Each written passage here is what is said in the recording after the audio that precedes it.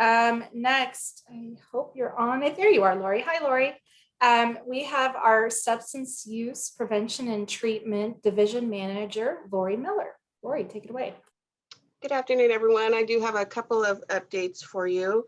I want to make the announcement and welcome to one of our brand new NTP narcotic treatment program providers, Sunrise Health and Wellness. So if anybody's on the call today, we're very happy to be contracting with them for outpatient and MAT services, and they are currently in the Rancho Cordova area.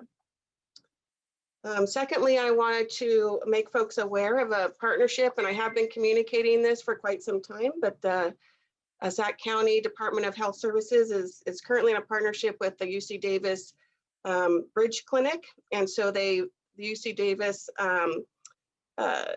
ED Bridge program actually has expanded their program to include an ED Bridge service system where they will provide outpatient and MAT services moving forward. And we're looking to enter into a contract with them very soon, and they will continue to do their work around buprenorphine for opioid use disorder. Next, I want to update folks that our next methamphetamine coalition is August 12th, and we will have provider presentations on trauma-informed services to diverse communities. So we're super excited about that presentation, and we will have an individual sharing their lived experience as well. So if anybody on this call is interested in the Methamphetamine Coalition and you are not currently on the distribution list, if you want to go ahead and email us at dhs-supt@saccounty.net, we'll be happy to put you on that distribution list. Next, our International Overdose Awareness Day is scheduled for August 31st, and we will have a resource table in our county building off of East Parkway in order to raise awareness around overdose and services available through the Substance Use Prevention and Treatment Unit. And then lastly, Recovery Happens, which is an annual event here in Sacramento County that is held at the west steps of the Capitol every year. Last year was a virtual event, and this year will be back in person. So really excited to see folks joining in their recovery. This will be scheduled for September 1st, and there will be resource booths, presentations, entertainment, a rally in order to celebrate September as National Alcohol and Drug Recovery Month. So again, if you're interested in any of this information, go ahead and reach out to our unit. Thank you, Lindsay. Thanks, Lori. I don't know if you saw my note, but please go ahead and drop that email in the chat so that those that would like to join the Methamphetamine Coalition can do so. Okay, so next up, we are going to hear from DEA Special Agent in Charge, Wade Shannon. Wade, please take it away. Yeah, hi. Thank you, Lindsay. I appreciate it. Good afternoon, everyone. It's an honor to be here. I want to speak to you today about, obviously, a lot of you are more knowledgeable about the diversion side of our program, but DEA is a very large organization. A lot of it is dealing with illicit drugs. A huge majority of our efforts with our agents are involving illicit drugs. Obviously, fentanyl is the major focus these days, illicit fentanyl. But let me give you a little background about my history with DEA. I took over as the special agent in charge for the San Francisco Field Division in March. That covers all of the Central Valley and then pretty much all of the other parts of Northern California. I like to call it from Bakersfield up to Oregon, and it's 49 counties. Before that, I was the assistant special agent in charge of the Riverside office in Southern California, which covered Riverside and San Bernardino counties, two of the largest counties in the United States. Pretty much every illicit drug that made it here came through my area first. So I'm quite familiar with the trafficking flows that are coming up from the South to Northern California. I've been with DEA for 25 years. I'm from California, born in Los Angeles, but I have ties to Northern California. My grandfather and uncle were lawyers in Placerville, which isn't too far away from Sacramento. So we used to come up often as kids. So I have a strong connect to this area. And then when he retired, they ended up in Crescent City, which is even further north, right up by the Oregon border. 30 years in law enforcement total. I spent 5 years working for the United Nations police force in Vienna, Austria. And before that, I was a police officer in North Carolina. So I've been around. I've seen everything from street enforcement all the way to the largest scale drug trafficking cartels that are operating in the United States. But I think today's meeting, it's really important to go over what I wanted you to know, what's happening with our major concern right now, our biggest concern, our fentanyl overdoses. As you know, and some of you mentioned already, fentanyl is a drug. It's 100 times more potent than morphine, 50 times more potent than heroin. And as I said earlier, on the street, we're dealing primarily with illicit fentanyl in two forms, both powder and pill. Obviously, it's a synthetic, it's man-made, and it's very inexpensive. At the onset of the fentanyl crisis in our area, and when I say our area, let me just say it's the Central Valley, but also, of course, San Francisco and South Bay and East Bay, all of those areas that cover our area. It's impacted more than even some parts of the country. As you know, the fentanyl, the illicit fentanyl is coming from Asia primarily, through shipped to Mexico or other South American countries. It's being stamped into pills there, or it's being smuggled across the southwest border. And then once it's in the United States, it's heading north to our area, including the Central Valley, where the pills or the powder form are then being transshipped to other parts of the United States. And then I could also say that any drugs in San Francisco almost certainly came probably from the Central Valley first. We've seen a dramatic increase in the number of fentanyl seizures in the southwest border area in the past few years. The cartels, the international cartels, many that are based in Mexico, are using pre-existing smuggling routes and infrastructure to go ahead and move their drugs across the border into our area. The illicit fentanyl availability and consumption has grown in our area a lot.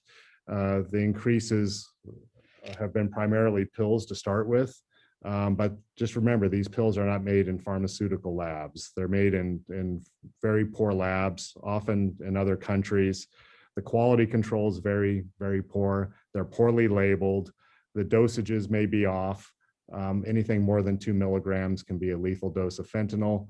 You get hot batches of pills that are coming across the border with regularity, where you can have up to 5 milligrams in one pill. So these, as you're saying, you're dealing with an inconsistent product. And that's our biggest problem. Once again, there's no quality control. Plus online sales, this would be related to the distribution of these pills. A lot of the people taking the pills might be younger. They're very social media savvy. They're often buying these pills on the internet or marketplaces and using social media to make their purchases. The counterfeit pills that we're seeing, a lot of people think they're purchasing legitimate drugs, oxycodone, Adderall, Xanax, but they're not. These are counterfeit pills that we're seeing. A lot of them will come in different colors. They may look like prescription pills, but they're certainly not prescription pills. The minors and young adults are experimenting with these pills, once again, often thinking that they're prescription pills. Oxy would be a common one. The M30 pill is something that we see often. It's a counterfeit oxycodone pill, and they're prevalent and the most common form of the counterfeit pills that we're seeing. When we seize pills, we send them off to one of our DEA labs to be tested to see how much fentanyl or whatever drugs are in there. As I mentioned, 2 milligrams earlier, some of the pills, in fact, 26% of the tablets that are tested by the DEA lab have a lethal dose of fentanyl. So as I talked about these hot batches, that's a very significant number of pills. We also have a major issue with powder fentanyl. And for branding purposes, they'll color the fentanyl white, pink, purple, and yellow. And this powder fentanyl is often smoked. That's how they're administering it and how people are buying it and using it if they're not buying the pills. Pricing of fentanyl. As I said, they mentioned earlier in this call, a little goes a long way with fentanyl, obviously because of the potency. A load of 1 kilogram of fentanyl, as you know, is about 2.2 pounds. It's coming from overseas. Is wholesaling for $3,000 to $5,000. That has the potential to make 500,000 pills, which sell for upward of $1.5 million on the black market. So, and 1 kilogram of fentanyl, once again, 2.2 pounds, can kill up to 500,000 people. Locally, the most significant price change has been with powdered fentanyl, especially in the Bay Area, not so much in Sacramento and Fresno, but the Bay Area is seeing a large uptick in the Tenderloin area with powder fentanyl more than the pills. The pre-pandemic price for an ounce of fentanyl in the Bay Area was $2,000. It can now be found for as low as $700. It's unbelievable. A lot of it's coming across the border right now. Fentanyl in pill form can be found anywhere in the region, but it's most commonly found in the Central Valley. In Bakersfield, the wholesale price of the knockoff pills that I was talking about, the fake Oxy, the M30s, and the other Adderall knockoffs, it's fallen from $5 to $7 per pill down to $3 to $5 per pill. So it's very, very inexpensive. Drug overdoses in the United States, massive, massive public health issue right now. It's also a national security threat. We talked about the lethality of fentanyl, 2 milligrams can do it, but we've seen a major uptick in the number of overdoses. In fact, last week, the Center for Disease Control released the 2020 stats. There were 92,183 people who died of drug overdoses in 2020. That's a 29.6% increase from the previous year. The overdose death involving synthetic opioids, primarily, illicit fentanyl, rose 54.9% and appeared to be the primary driver of the increase in total drug overdose deaths. As I say, we have huge problems with meth. Methamphetamine's a major driving force in the United States, but the number of overdose deaths is significantly less for meth than it is for fentanyl due to the potency and how much is coming across and the availability. This year alone, this past year, San Francisco alone had 700 deaths, drug overdose deaths, and Central Valley is also experiencing an increase in drug overdoses, primarily among teens and young adults. I've been dealing a lot lately with, I'm sure you all heard, down in Fresno. There was a girl who was several weeks away from graduating from high school, and she went to a party and took one of these counterfeit or these fake pills, and she overdosed and died, and it was a fentanyl pill. So there's been a lot of community concern, as you can imagine, and once again, 2 weeks from graduation, and the girl passed away. And we're getting stories like this all around our area, all around the country for that matter. And once again, the driving force is illicit fentanyl. Seizures. As the supply and availability of fentanyl and fentanyl-laced pills has increased in Northern and Central California, so have the seizures. Since January of 2021 of this year, we've seized almost 71 kilograms of fentanyl. That's a 40% increase from the same period last year. If the rate of seizures continues, we're on pace to surpass 2020 by almost 22%. As I say, a lot of the drugs are coming across the border now. Historically, with drug traffickers, when they would cross loads across the border, it would just be, they would focus on one drug. It would be methamphetamine or it'd be cocaine, marijuana. But now you're seeing poly drug traffickers where they'll have a few boats, as we call them, of fentanyl pills. They'll also have maybe 50 pounds of methamphetamine, 3 or 4 kilograms of cocaine, so that the one organization will be smuggling all types of drugs depending on the market need. And that's something that we really didn't see as often before. It's definitely more common now. So our efforts, the DEA's efforts to combat the crisis, multi-prong approach, education, treatment, and enforcement. Obviously from the enforcement side, I spent most of my career there, but we have to educate people. When the girl goes to the party 2 weeks before her graduation, they have to know that you're playing Russian roulette when you're taking a pill. You don't know what's in it. If you get a pill with a high dose of fentanyl in it, then you can overdose. So education is crucial if we're going to change behaviors on this issue. So in an effort to educate our youth about opioids, DEA and Discovery Education launched Operation Prevention a few years ago. It is a free digital learning plan with self-paced modules offered for educators, parents, and employers. Modules are continually being added and are now available for elementary, middle, and high school students. Spanish-speaking students and Native American Alaska Natives as well. New lessons educate young people about the effects of a wider range of drugs and pharmaceuticals on the human body and empower the students to rise above the unhealthy behaviors related to these illicit drugs. Treatment. DEA recently took an important step to improve access to medications for opioid use disorder, especially in rural areas where those suffering with opioid use disorder may have limited treatment options. DEA registrants who are authorized to dispense methadone for opioid use disorder will be authorized to add mobile component to their existing registration, eliminating the separate registration requirements for these mobile narcotic treatment programs. This will streamline the registration process and make it easier for registrants to provide needed services in remote and underserved areas. Enforcement. As enforcement goes, fentanyl and counterfeit pills investigations remain one of our investigative top priorities.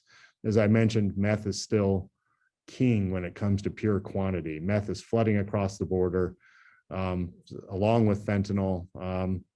It's interesting with COVID, in Southern California, the wholesale price for meth was down to about $800 a pound before March of last year.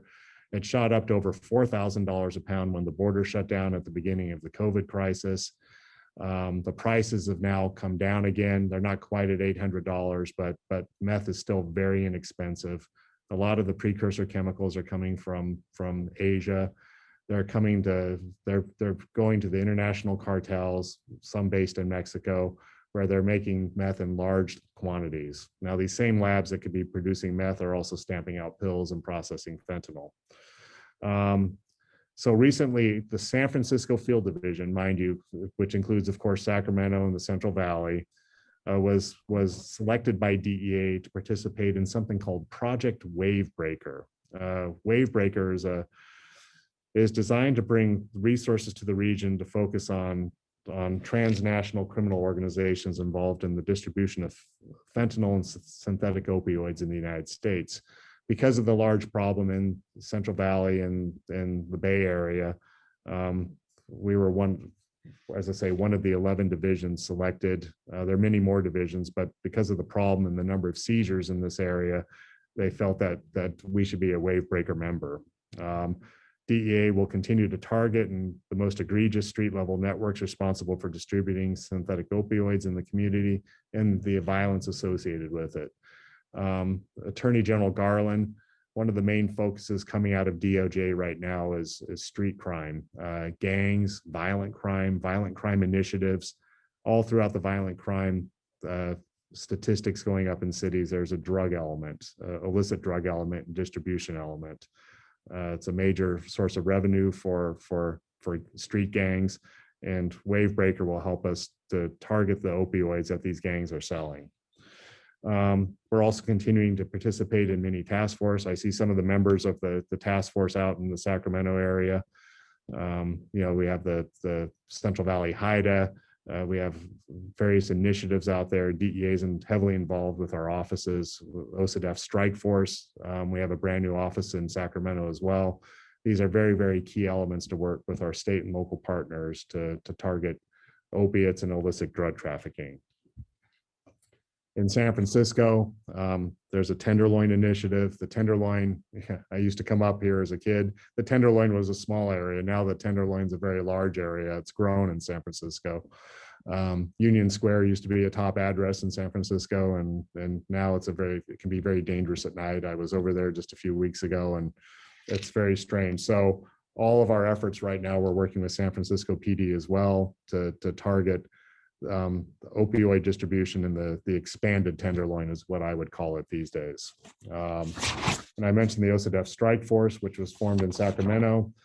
And then we also have a fentanyl overdose resolution team in Fresno. I talked about the tragic event of the high school girl who passed away right before her graduation. So what DEA is doing now is we're trying to go in and work with our state and local partners to do forensic analysis on things like cell phones to figure out where these people got these drugs from. Laptops, phones, did they buy it on the dark web? Was there a local street dealer who was involved with selling those pills that the person overdosed on?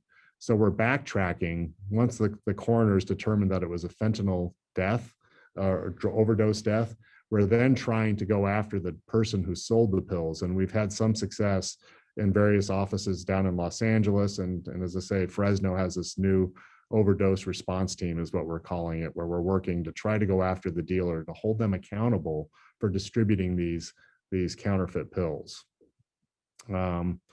Major area of focus for us, because the best way to try to stop the distribution is to go after the primary distributor. As I mentioned earlier, a lot of these groups are focusing their sales on the dark web. We have additional teams now focusing on dark web investigations as well as cryptocurrencies. A lot of drug transactions now are being handled and paid for with cryptocurrency, and just a few clicks of the mouse, you're doing it. So we have ways to track down the keychains and the currency methods that they're using. And there are many types of cryptocurrency. As I say, all of the major divisions are focusing more on cryptocurrency cases and dark web cases, along with their other traditional drug trafficking, drug enforcement efforts. Fentanyl analog scheduling. As you know, prescription fentanyl is a Schedule II drug. In 2018, in an effort to reduce overdose deaths, DEA exercised its authority under the Controlled Substances Act, which is Title 21, to do an emergency schedule the entire class of fentanyl-related substances, also called fentanyl analogs, making them a Schedule I controlled substance. By doing so, this has given us extra authority to target them and the dealers who sell those drugs, the illicit fentanyl. The authority was set to expire in May of 2021. However, Congress has extended us until October of this year with that emergency Schedule I status. Counterfeit pills, social media. I've been talking about dark web and online sales. Once again, we're working regularly with social media and internet companies to identify individuals who attempt to sell dangerous drugs while sitting behind a computer screen. We've been sharing information with private sector partners and social media to help support them in their platforms to remove illicit fentanyl, scheduled precursor chemicals, and illegal marketing and sales of advertising of these drugs. We're providing our expertise for terms and phrases that are commonly used that social media companies may not be aware about, that might be a description for a counterfeit oxycodone pill, for instance. We've provided hundreds of street names to these technology companies, which has resulted in 20,000 social media accounts being shut down. We've also shared information with companies so they understand how drug trafficking organizations are distributing the drugs and laundering the drug proceeds. Once again, DEA can't do it alone. If social media is being used to sell drugs, then our efforts spend to help social media understand what the drugs are and how they can target those websites or the users of social media who might be cloaking their sales with street names for certain drugs. DEA, we need all of your help fighting this crisis. We certainly bring a special set of knowledge and skills to the table in a combined effort to solve this complex problem. Education, treatment, and supply matter. Our greatest tool in combating this epidemic is the combination of resources and expertise. I didn't have to take long to think about jumping in on this call today, because every one of you is involved with this in one way to help us. DEA can't do it alone. All of our partners, whether it's private sector or it's state and local police agencies, as I say, we're working with pharmaceutical companies, doctors, and distributors of pharmaceuticals to help get the word out. And then, as I say, it's to have that synergy between the law enforcement agencies and all of these other elements combined, we can go ahead and try to get the illicit fentanyl and try to get those numbers down.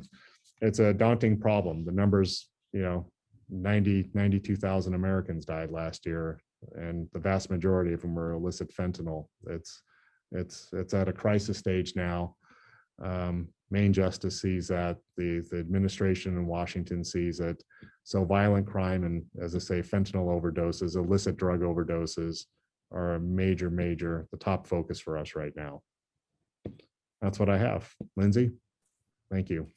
Great, thank you. Does anybody have any questions? You can raise your virtual hand or type them in the chat.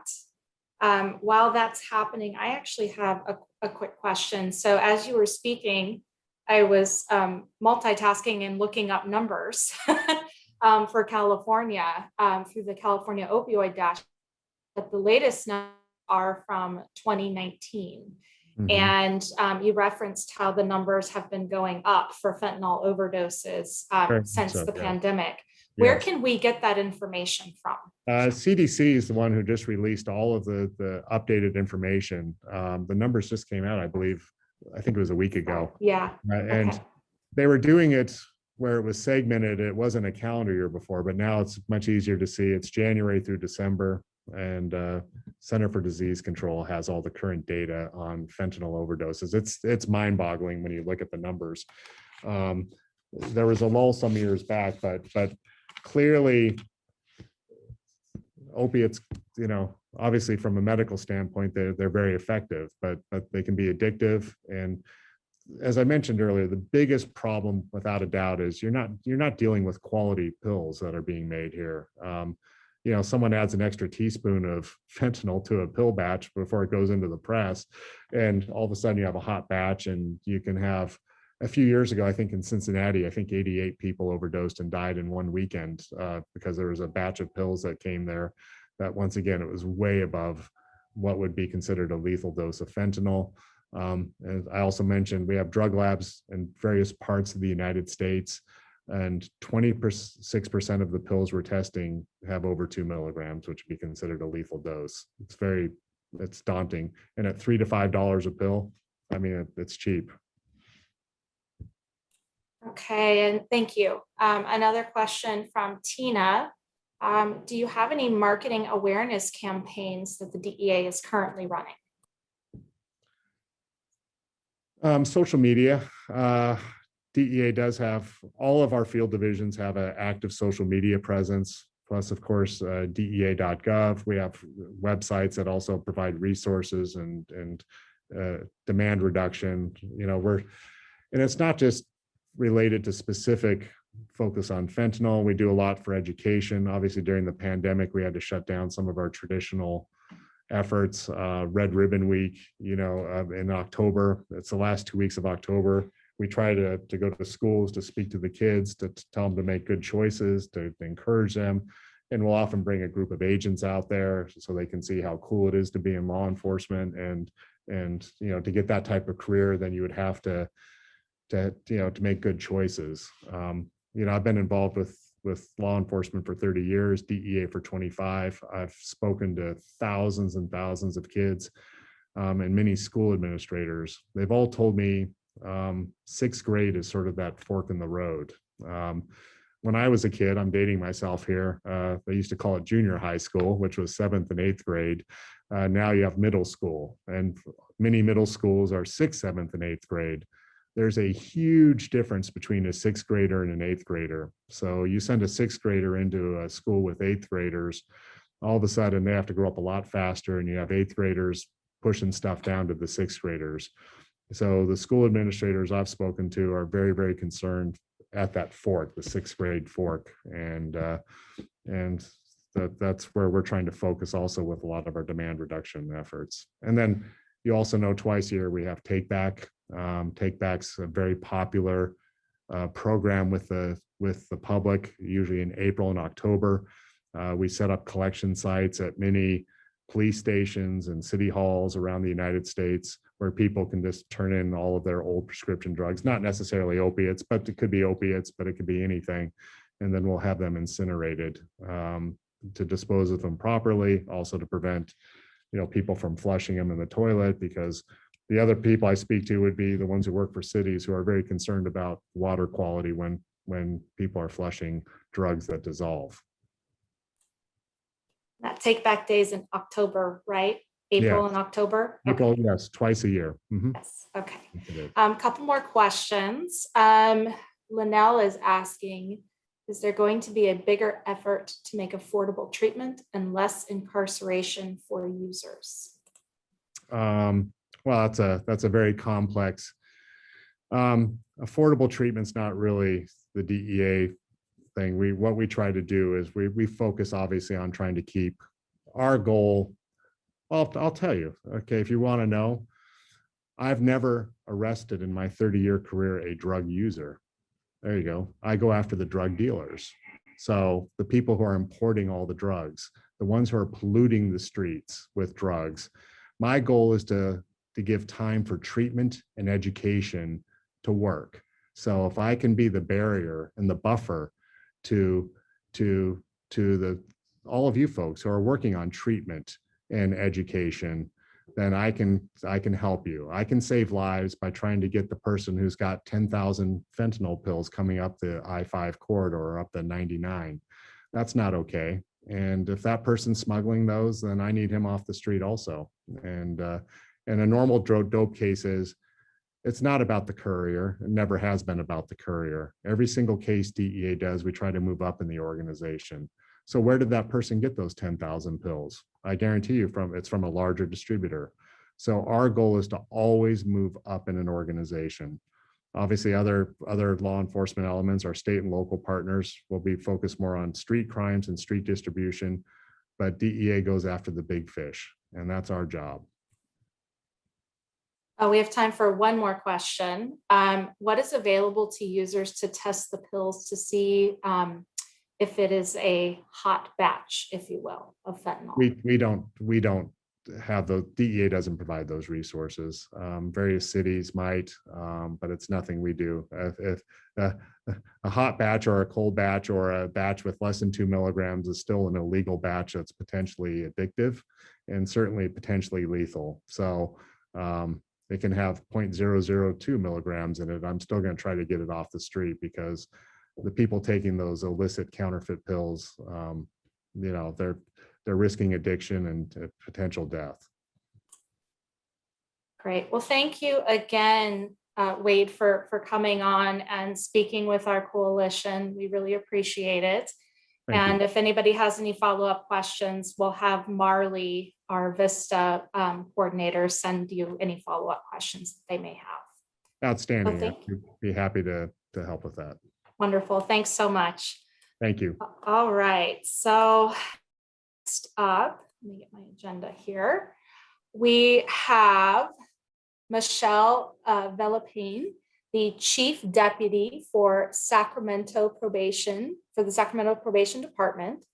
And she's going to talk about the Jail Diversion Treatment and Resource Center. Michelle.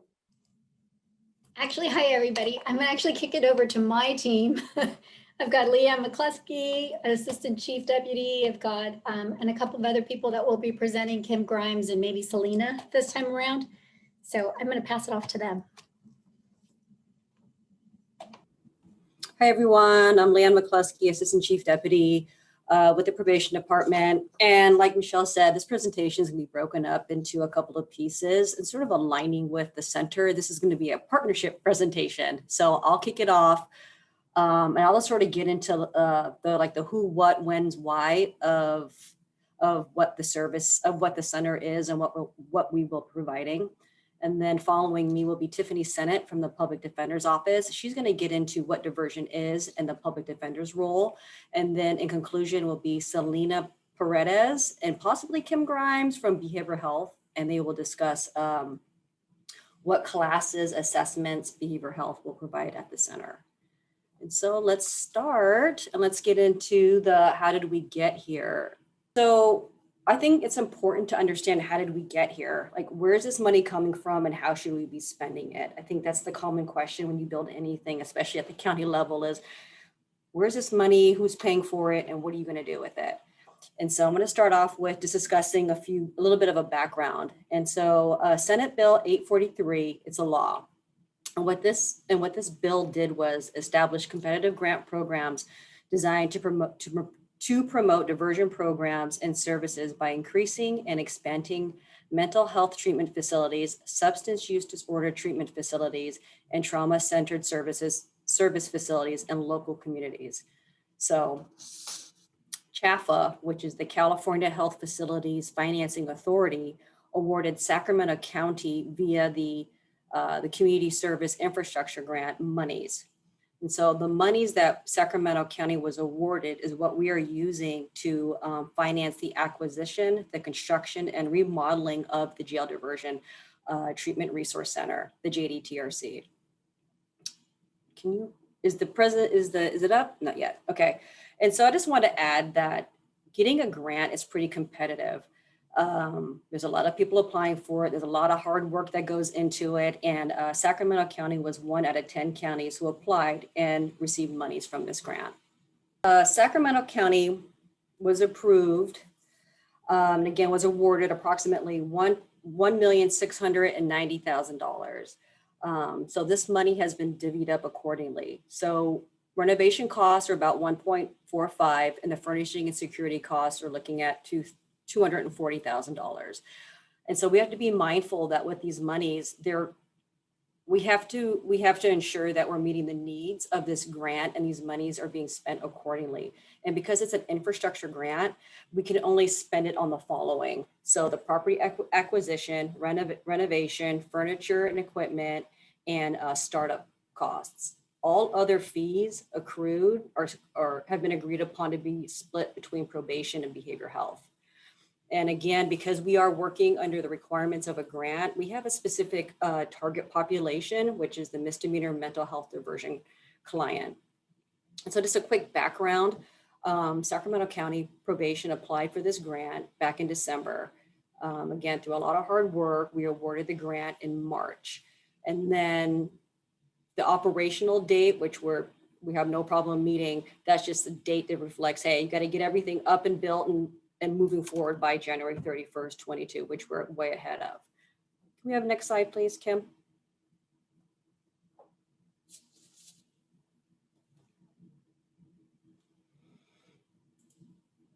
So the vision really just, it's built into the name, Jail Diversion Treatment Resource Center, right? And so we wanted to create an easily accessible community diversion and mental health treatment hub for our target population, which is again, our misdemeanor mental health diversion client.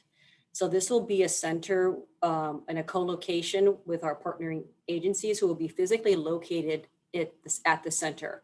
At the center, we'll have probation, we'll have behavioral health, the public defender's office, and DHA, with obviously with sub-T as well. And here we're just looking to provide just the expedited delivery of treatment and services in an environment where clients want to be. Next slide. And so at the center, we put a lot of emphasis on trying to take the stigma off of, okay, you have probation there, you have law enforcement there, you have, the public defender's office, you have all these different community partners here at one site. We wanted to ensure that, hey, any client that comes to the JDTRC feels welcomed, and with that, we were pretty mindful down to even the paint colors, the environment we want to create in the lobby, that, hey, we want you here and we want that client to feel comfortable there to receive classes, services, and treatment. And so the lobby, again, it's going to be filled with charging stations, there'll be a TV, comfortable seating, there'll be some snacks, and an area where they can secure their belongings when they're participating in the classes. Next slide. And so you're going to hear, well, I'm going to continually use the term one-stop shop. And when I say the one-stop shop, we just, again, truly envision a place where the client feels warm, they feel like they belong there. We want to create that relaxed lobby model. And the one-stop shop center, will just really increase access to resources and treatment in the community. It'll be an expedited delivery of mental health and substance use disorder assessments, as well as legal help. We're looking to put in a clothes closet, and just the true linkage to Medi-Cal, CalFresh, just whatever is a barrier in moving somebody ahead, We're just trying to have it there at the JDTRC. And again, the center is just truly designed to reduce the need of mental health, substance use disorder, and trauma-centered services in the jails and prison. We want to keep this, we want to keep people out of custody. We want to divert that population. We want to get them, just at the onset and get them at our center where they can start receiving, resources and services. Next slide. And so this is just a quick overview floor plan of how big the center is. I think the square feet here is 5,591 square feet. And, as you can see, there's going to be a main lobby. The center is going to be set up with offices with all our partners. We're going to have classrooms. Like I said, we're going to have a clothing closet, but it's just going to be a space with our local partners here, just to create a place, again, where someone can just come, land, and get all the treatment services, class assessments there. They don't have to go here everywhere. It just be at one centrally located hub. Next slide, please. And again, this is just a little background of how far we've come along. This is our timeline. So, with COVID, we did experience a little bit of setback, but considering some of the things that we've had to overcome, we're moving along pretty nicely. So the permits were issued back in January. Our construction began in April. We're looking to have construction completed at the end of August. We're looking to have staff, employees move into the office September, and then potentially and hopefully open for services in October.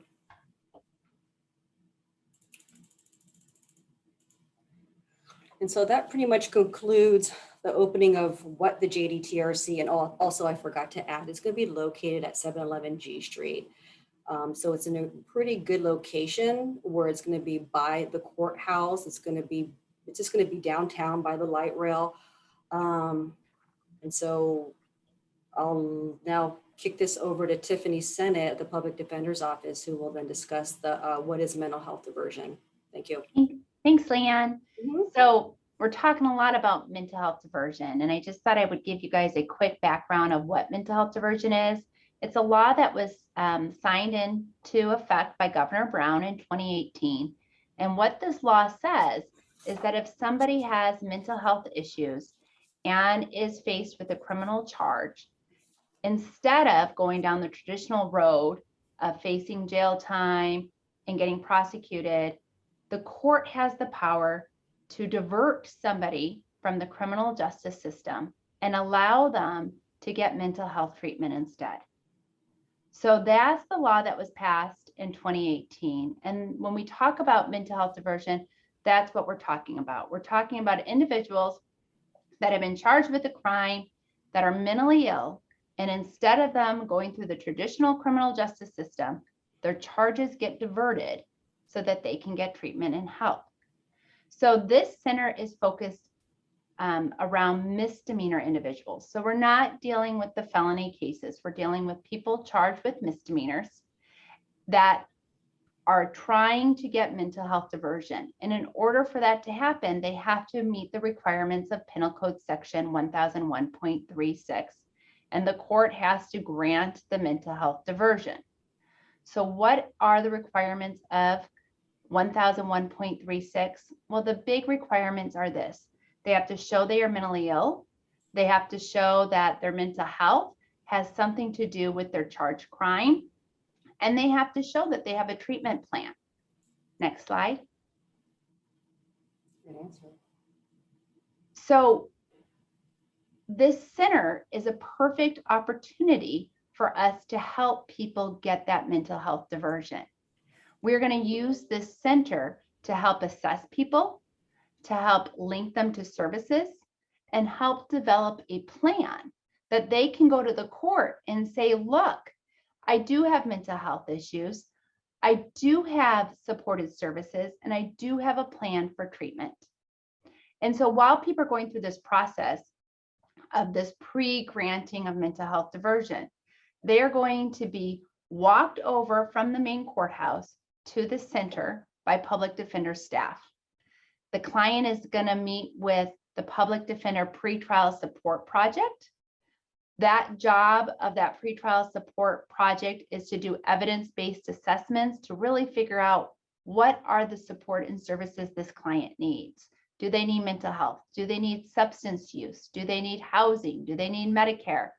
Are they a vet? Do they need CalFresh? Do they need employment? Right? So that we have a better picture of what's going on.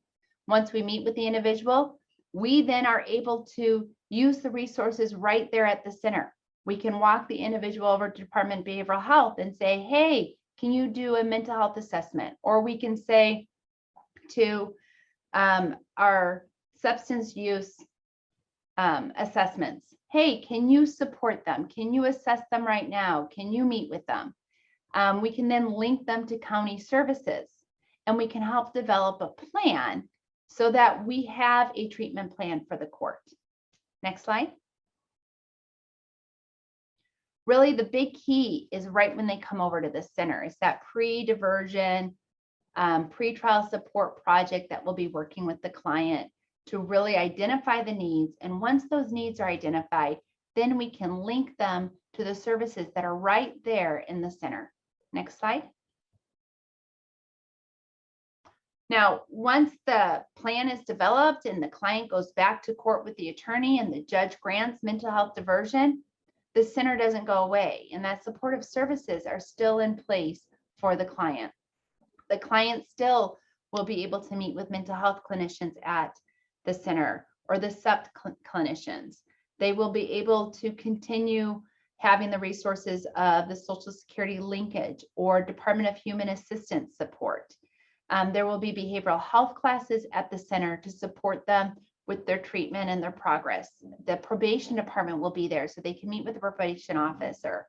They will have record cleaning services available. So if they've got these like outstanding traffic tickets that are becoming barriers for housing, we can take care of those.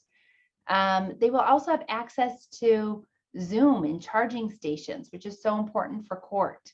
And they will be able to work with their public defender and their social workers regularly. But the benefit is that everything's in this one-stop shop, as Leanne was saying.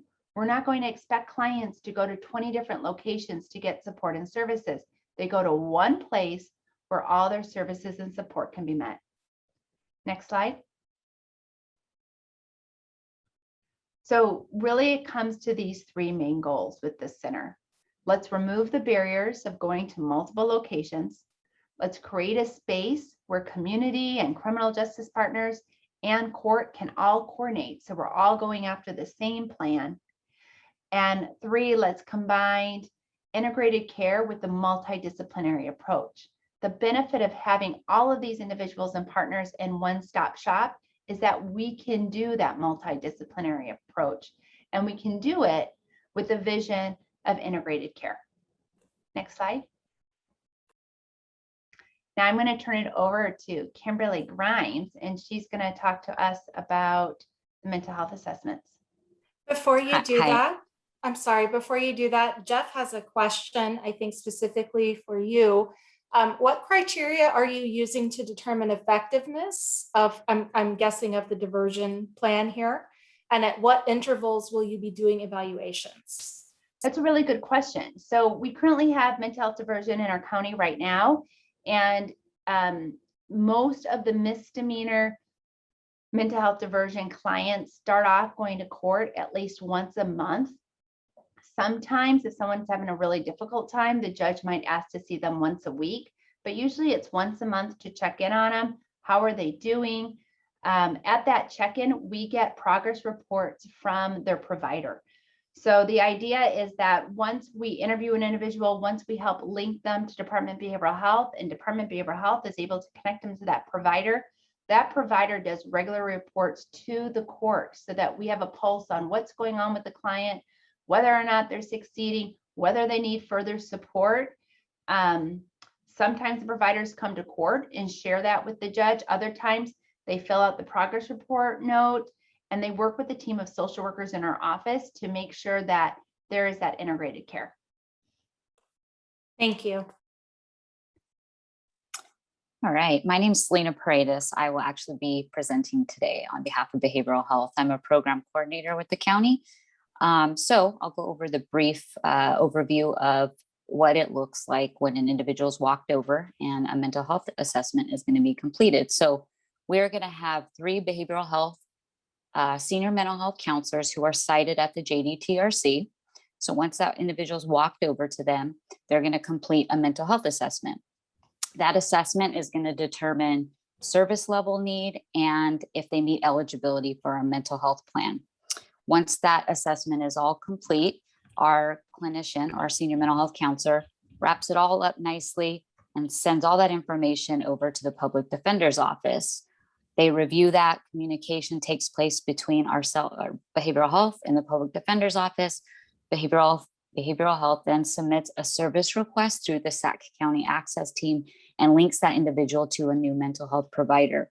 After that even takes place, our clinicians, our senior mental health counselors will coordinate that handoff to the new provider, saying, we met with this client, they're being considered for diversion or are part of the diversion program. Next slide, Ken. Thanks.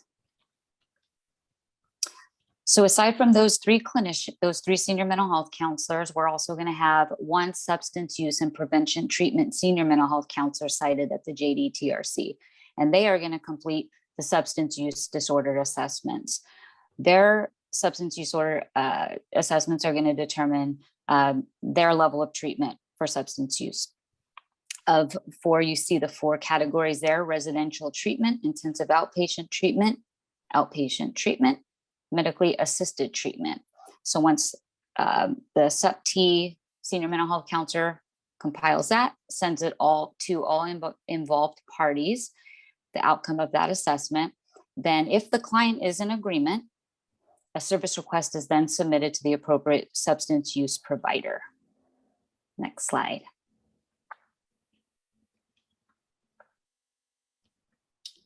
All right, so aside from the assessments that are going to be taking place, we're actually going to have 5 senior mental health counselor from behavioral health and 3 substance use prevention treatment senior mental health counselors from behavioral health who are going to be rotating in weekly and providing classes to the mental health diversion participants.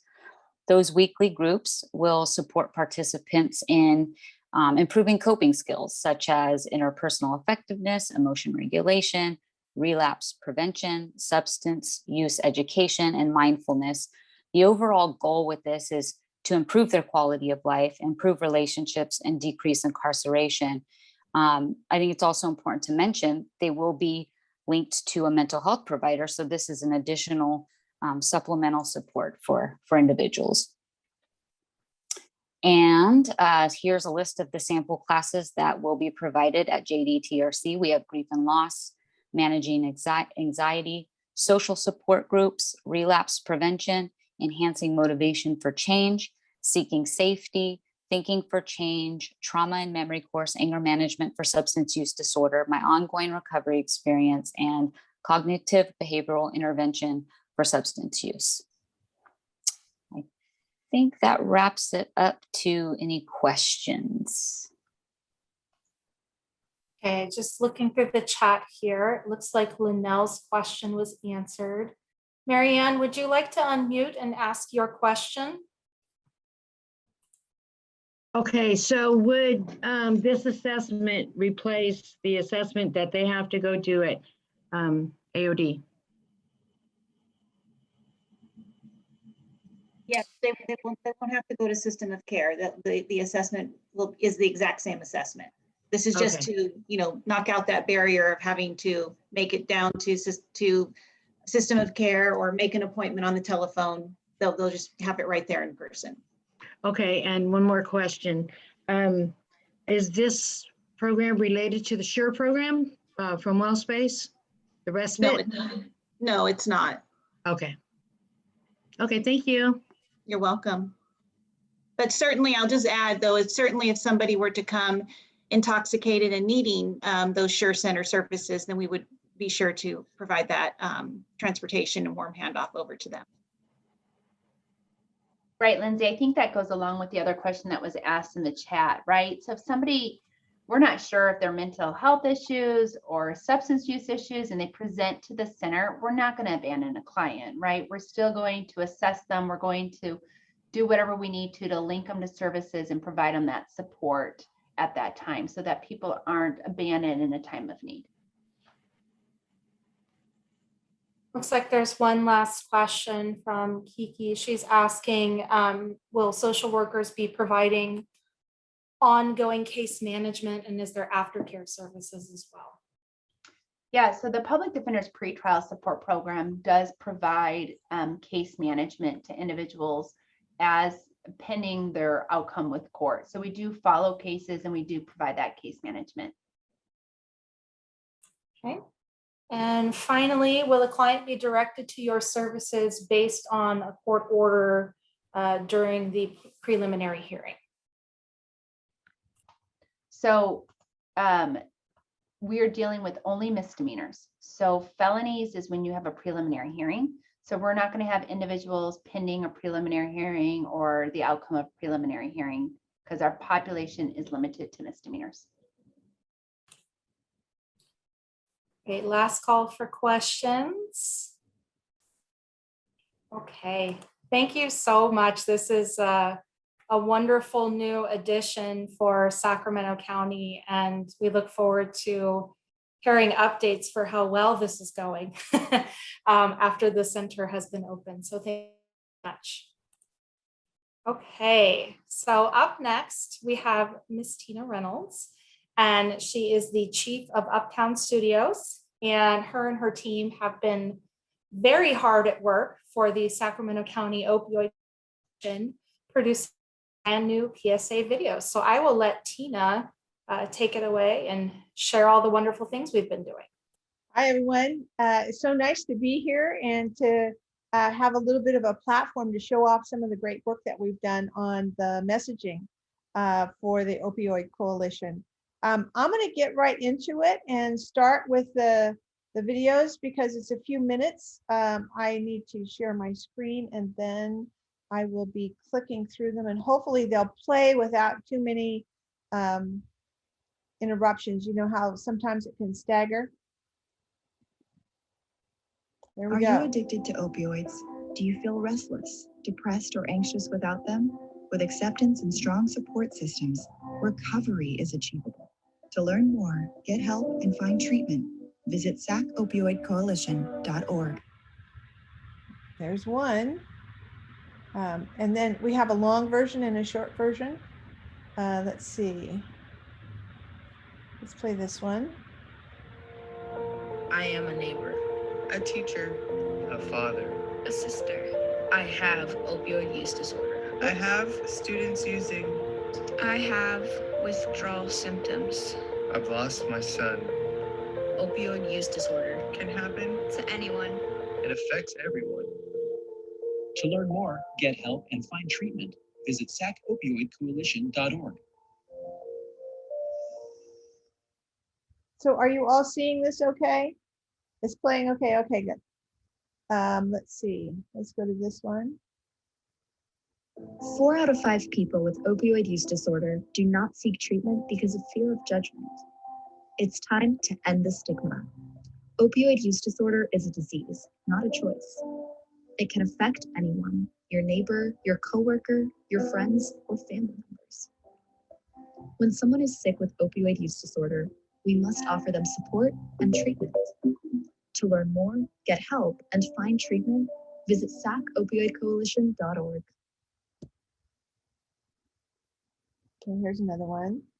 We've got a bunch of them, so I'm going to go through them and then we'll have questions. I am a neighbor, A teacher, a father. a sister.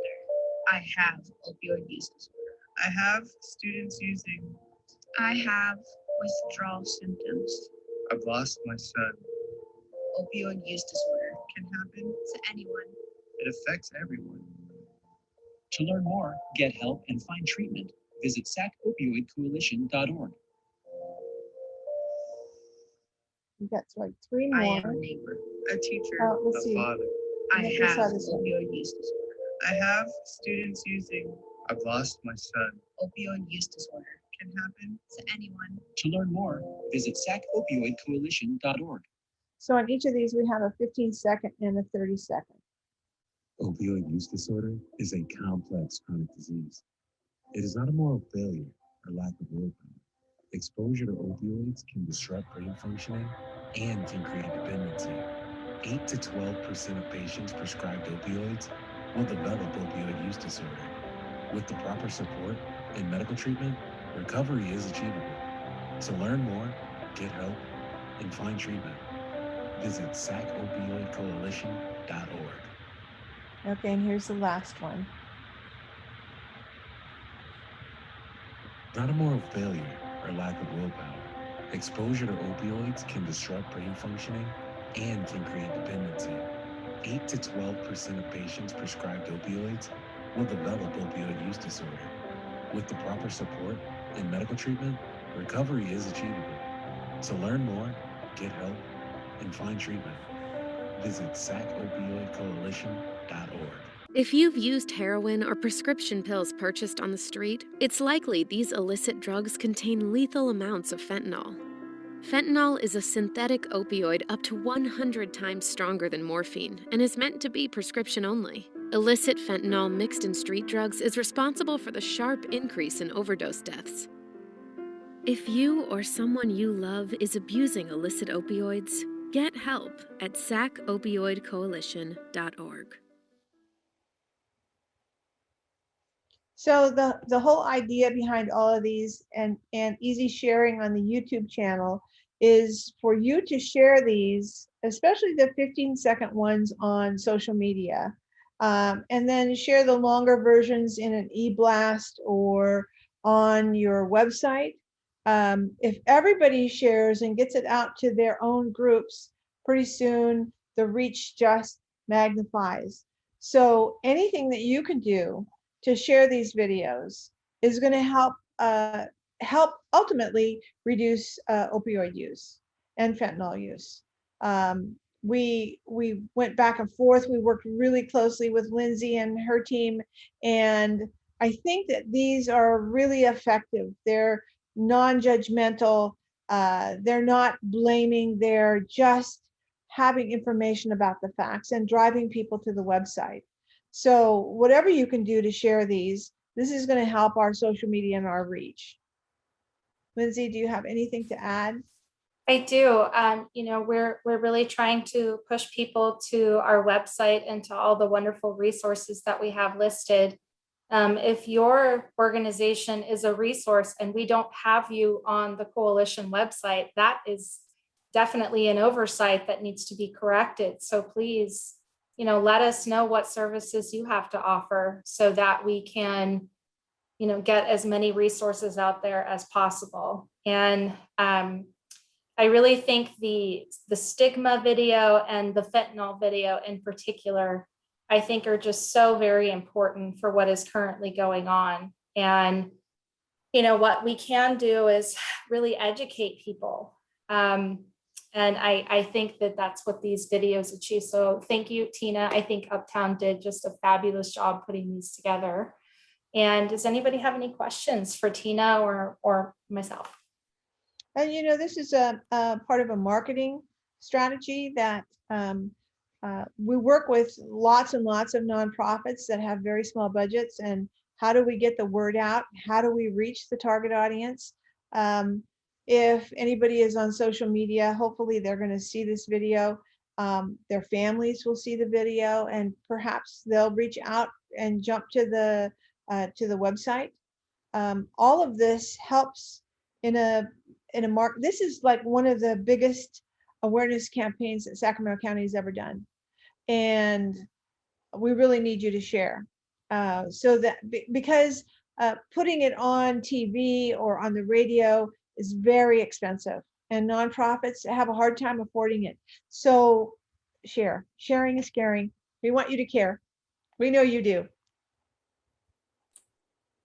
Wonderful. Thank you so much, Tina, again. And please tell your team thank you as well. Thank for you. all of Thank their you for great having work. me. Thank Okay. you. Bye-bye. All right. So next up, we have newer to the coalition, Linnell Clancy with Harm Reduction Services. Linnell, please, you're up. Hi, everyone. My name is Linnell Clancy, and I am the director of the Syringe Exchange and our outreach program. I'm sorry I don't have any slides. We've been shorthanded, and I've just been crazy. I really appreciate some of the speakers that you've had today. This has really been wonderful, especially about the probation. The new business for probation. That'll be nice to know. So you wanted some, I've got some, most of our statistics are all from 2020 because we're still collecting them for 2021.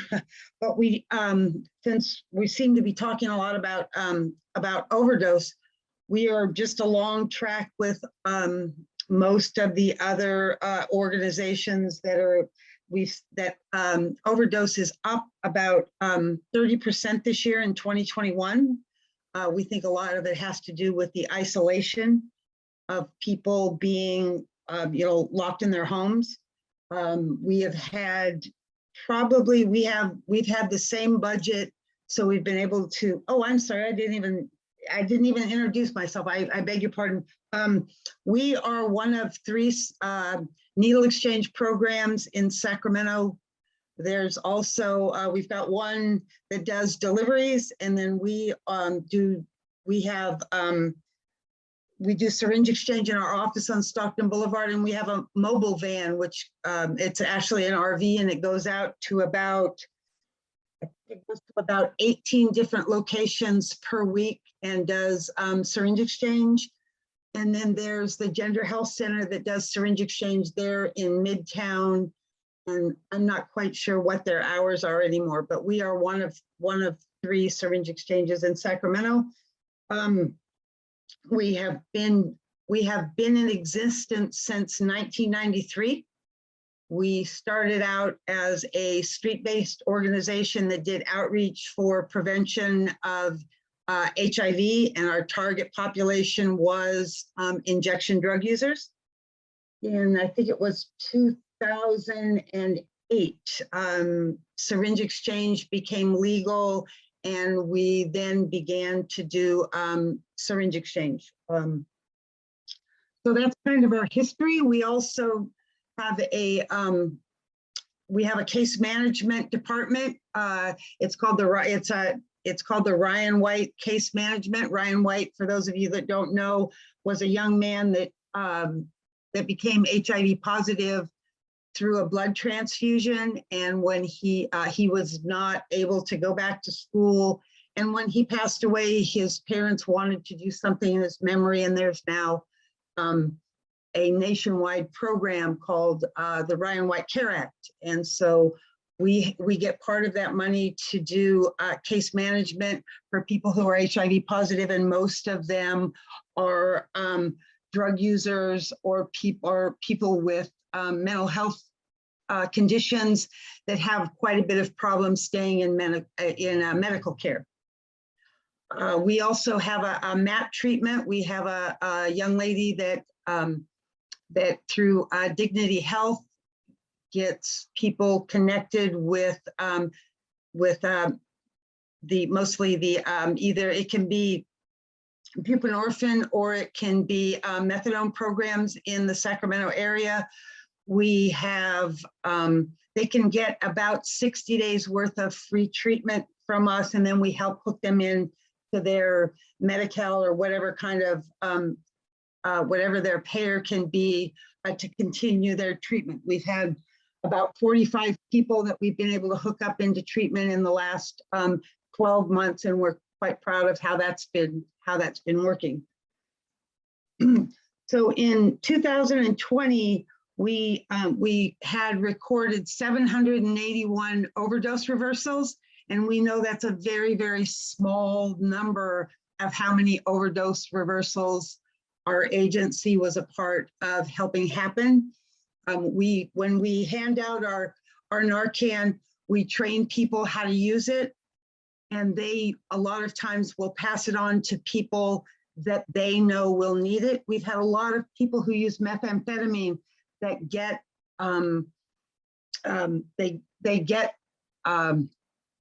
excuse me.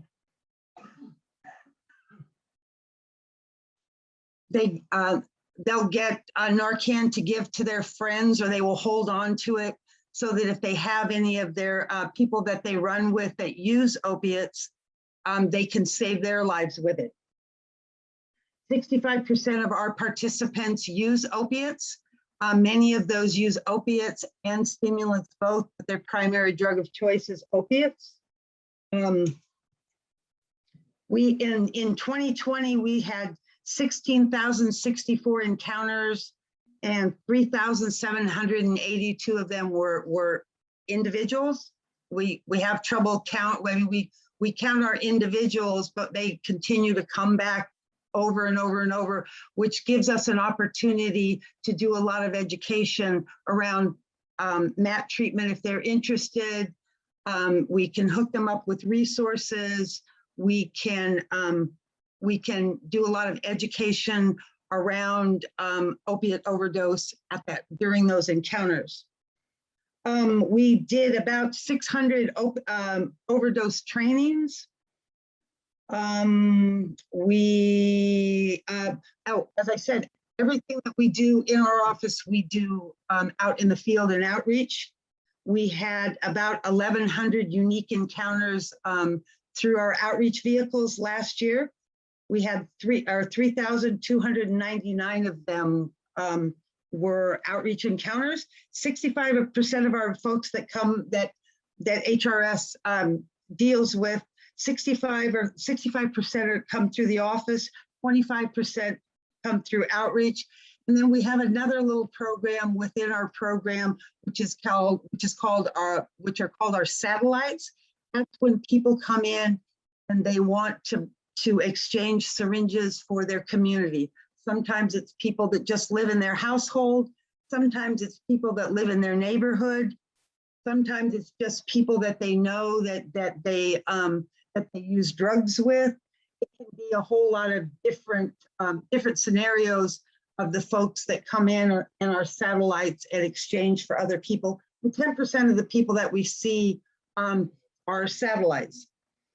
So that's pretty much kind of the statistics that we have for who we see. If anybody has any questions, I'm always open for questions. I love questions. All right. Not seeing any in the chat. Anybody have any questions? You can also just raise your hand instead of typing it all out. Okay.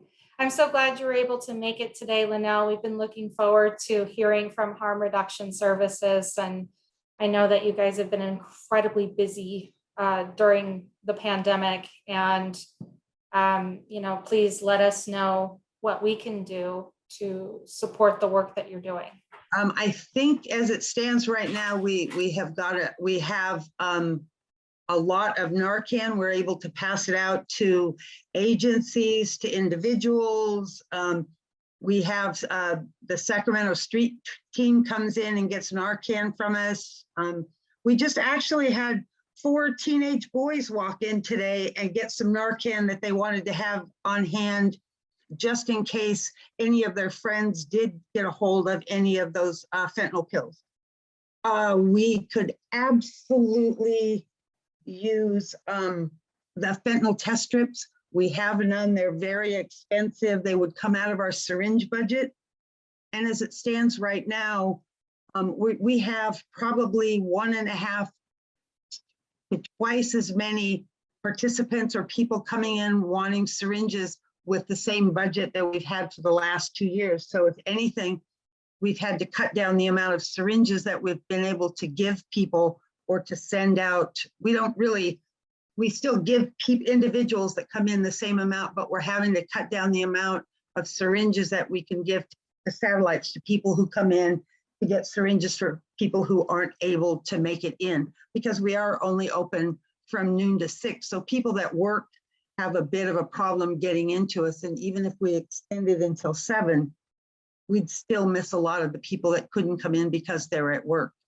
The fentanyl test strips would be amazing. We have a lot of people coming in and requesting them, and we just can't afford them. They're about $1 a piece, but they are well, they're invaluable to have to be able to give to folks. And we don't know of any place in Sacramento that has any at this time because they are so expensive.